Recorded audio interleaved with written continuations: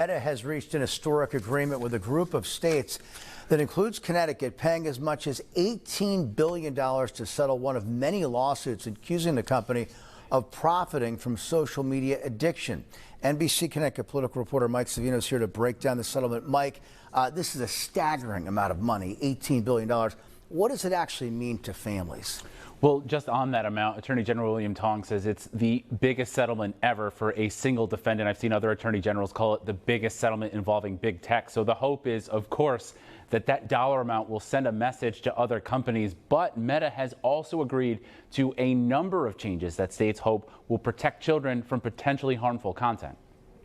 And we're making Meta pay. We're making Meta pay for its misconduct. 47 states have reached a landmark settlement with Meta, the parent company of Facebook, Instagram, and WhatsApp. The company will pay as much as $18 billion to a coalition that also includes Washington, D.C. and several U.S. territories. Meta also agreed to controls meant to protect minors. Welcome news for Tammy Rodriguez, who won her own lawsuit blaming Meta for the death by suicide of her daughter, Selena. This is an addiction.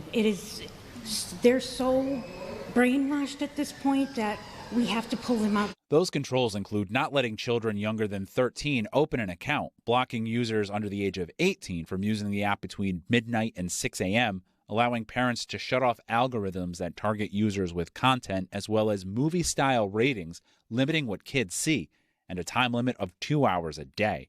The terms were modeled after a recently passed Connecticut law.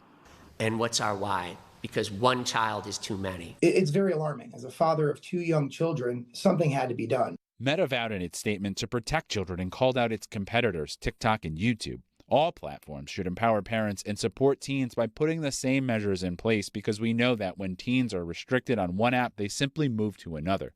The states agreed that 30% of this settlement, or more than $5 billion, is contingent on other platforms accepting the same terms. And I want to make it clear to TikTok, YouTube, and Snap, we are coming.